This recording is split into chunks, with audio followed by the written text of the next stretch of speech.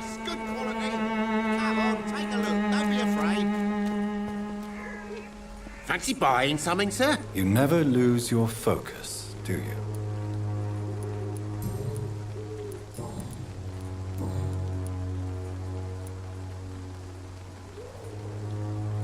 What do you know of Harry Peterson? The boy seems so fragile. Not like his father at all. Harry's a good boy, but he spends most of his time complaining. He's had it tough, all right, but he needs to grow a pair. What troubles him exactly? Well, despite being his father's son, almost everything, I think. He never wanted to come to Whitechapel in the first place. Hates this place more than most of us. Goodbye for now, Mr. Lewis.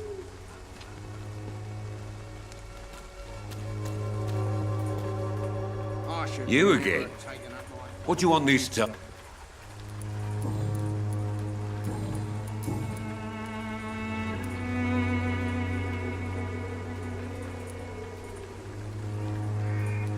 Why do you keep on working for the gang, Joe? You know it doesn't suit you. It's true, I hate this job. And I know I made some bad choices, but I'm a wet boot boy now, and people won't forget it. You could leave tomorrow. Start another life in another town. That's easy for you to say, Doctor. We are poor. My son's weak, and there's no way he'll endure another disappointment.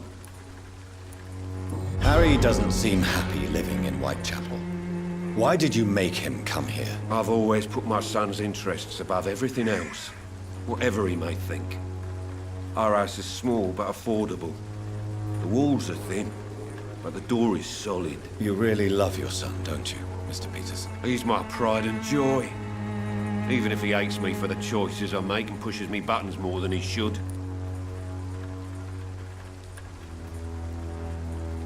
Do you have any regrets? Only one.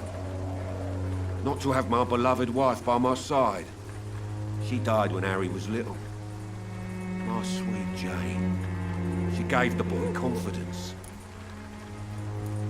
Since the criminal nature of your job means you could be arrested, are you not afraid of what would happen to your boy if you were? No one will ever take my son away from me.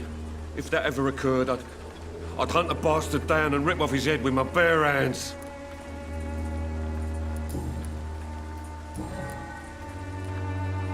Goodbye, Mr. Peterson. Taking up my father's business.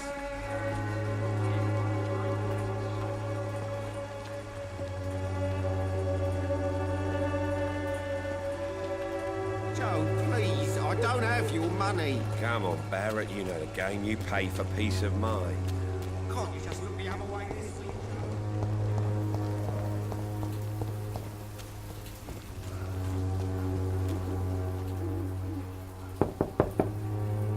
Mr. Petrescu, just 1 minute, please. You again? Go away.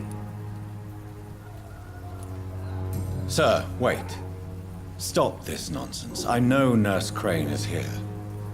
Shall we speak man to man, you and I? All right. Speak up. Don't you see we're on the same side?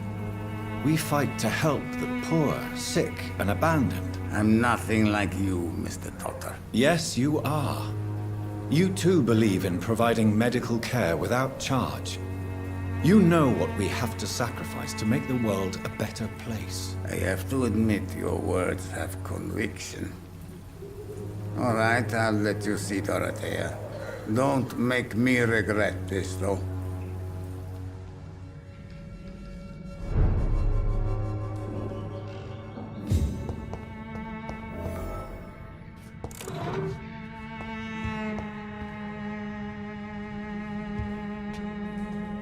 If you want to talk to Dorothea, you must go across the courtyard and take the stairs. We've not been formally introduced. May I ask your name and occupation, sir? I am Darius Petrescu. I'm here to keep snitches and spies away from Dorothea. And I also run this little print shop.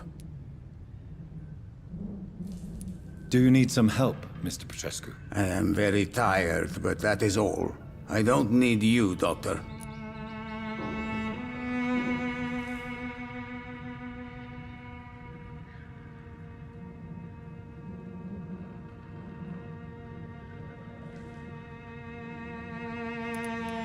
Well, if you feel all right, that's fine.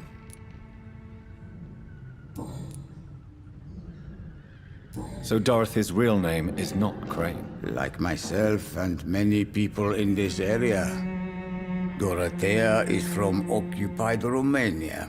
That's all you need to know. She seems important to the community. More than you can imagine. The West End does not want to hear of Whitechapel's misery. Dorothea is one of the few doing something about it. Tell me everything you know about Camellia, the mute florist. I do not believe in the afterlife, Doctor, but I'm almost convinced Camellia is an angel. She volunteered to give out our medical leaflets. Are you not worried for her safety? She is as brave as she is tough, and clever, too. If only I had met her when I was younger. Are you in love with Camellia, Mr. Petrescu? Don't be stupid. If I had met her when I was younger, we could have won our revolution. Who is she, really? Do you know where she's from? She's not from around here, that's all we know. Camellia is not even her name. It's her favorite flower. You say she has no close family. Well, there's that awful poet who constantly follows her around like a lost puppy. A good man for sure, but a very poor writer. Tell me everything you know about Camellia. I do not believe in it.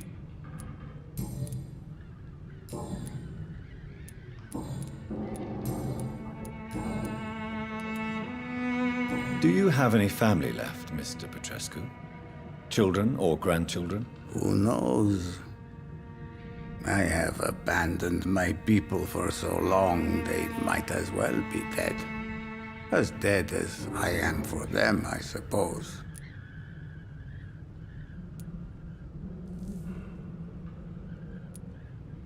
This war won't last forever.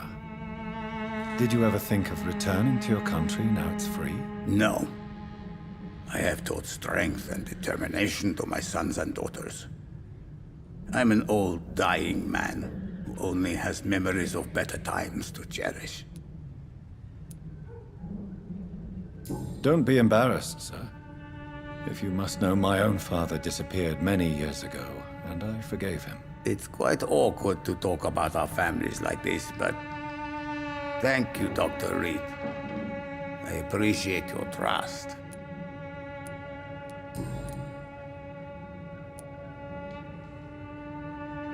How did you meet Nurse Crane, Darius? Why does she trust you? I'm her oldest friend in England.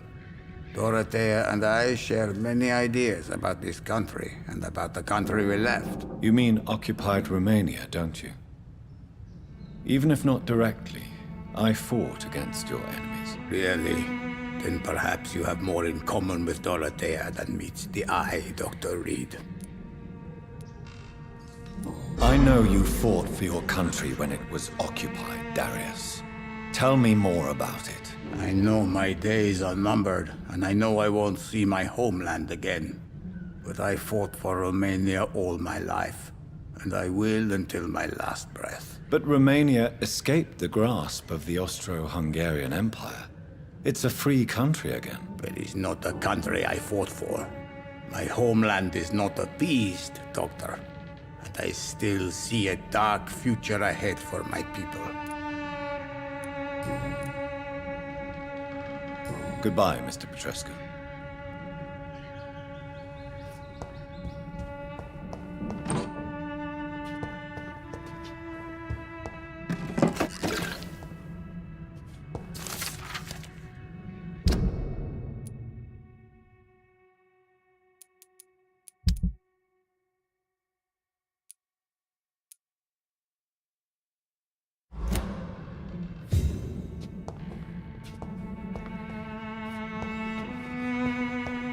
It's locked, all right.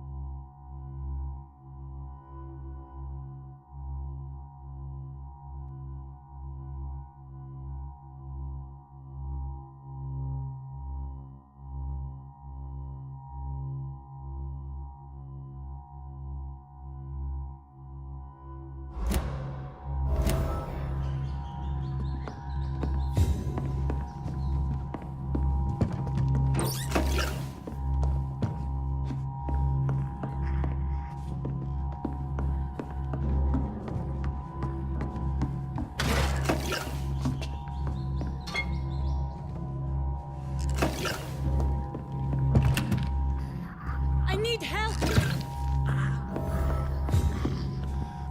What do we have here, nurse? Patient Razvan Vasily. High fever running on 3 days. Complaints of dizziness, muscle aches, and head pain. Diagnosed with influenza. Treatment? Aspirin and salicin for the fever and discomfort. Liquids for dehydration, but he's having trouble keeping even water down. Thank you, nurse. Anything else I should know? He did lose consciousness this morning, but he's never had convulsions like these. He's not convulsing, he's choking. He's not getting any air. Scalpel! Hand me that scalpel! What can I do, Doctor?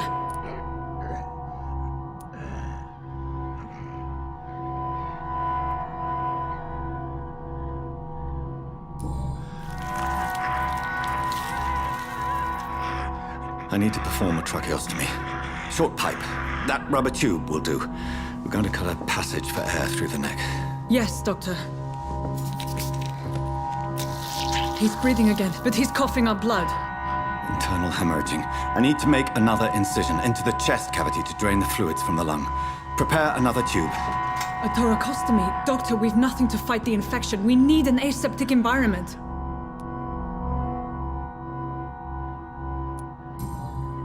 Right then, Nurse Crane. What do you suggest we do? I've no idea. I'm not the doctor. Time is of the essence. We need to perform a thoracic drain.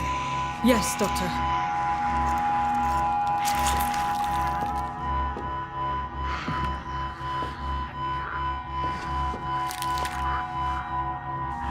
He's still bleeding, Doctor. I'm losing his pulse. The drain must have punctured the intercostal artery. There's too much blood. Are you all right, Doctor? I can't see.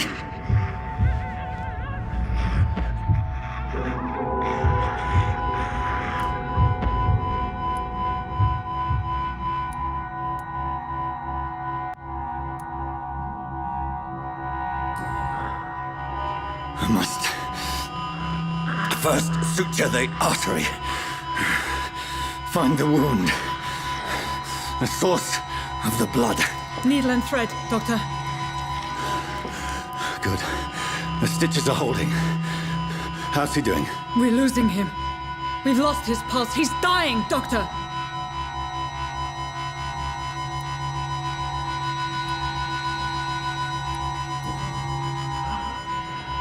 A dose of epinephrine, now. Yes, Doctor.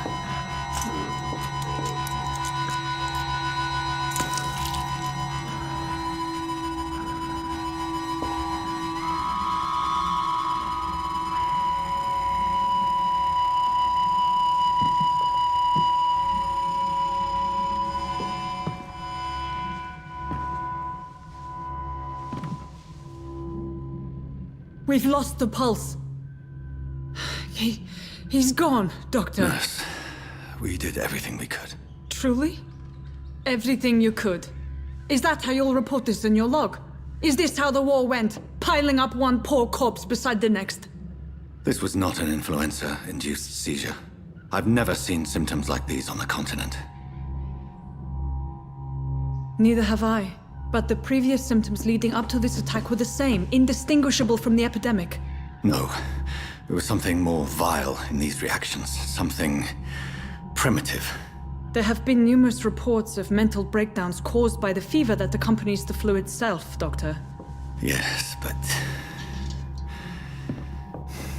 I'd best take some samples of the blood for analysis.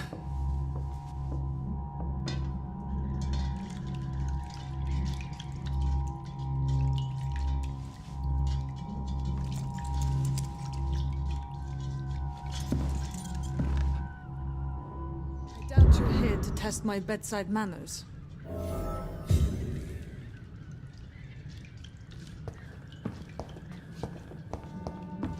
To what do I owe this courtesy? I suspect it was more than intuition alone that led you to us. So, How might I be of service, Dr. Reed?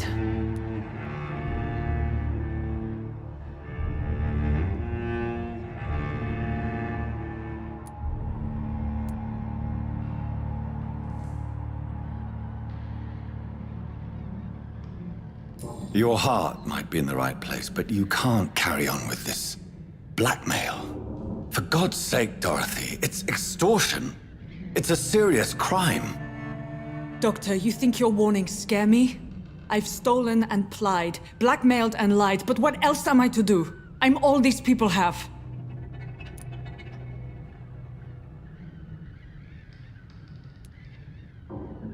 But why Lady Ashbury? Why her, of all people? She's pristine and proper, all right. But that she-wolf in sheep's clothing murders the poor for sport. I have her where she belongs, and I'll milk her for all she's got.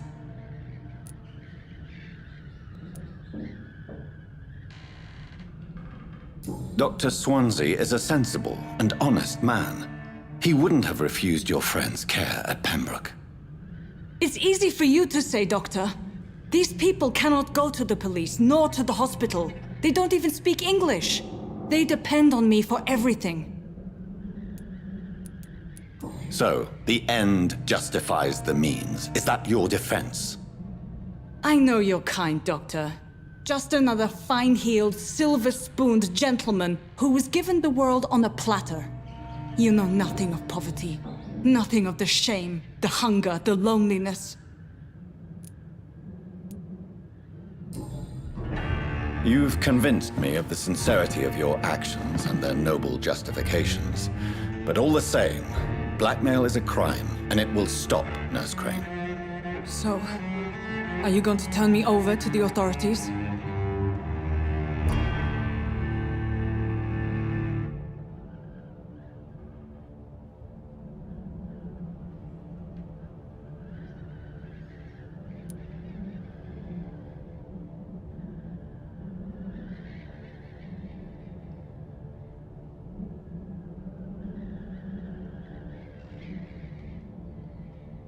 Listen very carefully, Dorothy. You will erase from your memory everything you pretend to know about Lady Ashbury and Pembroke Hospital. Let that rich bitch off the hook over my dead Nurse body. Crane, enough. Listen as if your life depended on every word. I know you've a generous heart who gives freely to those in need, but you shall walk away from the shadier streets of your business. I will never abandon... Dorothy, the discussion has come to a close. Your clandestine activities in the Resistance are over. Let it go. I'll let it go. Yes. All gone.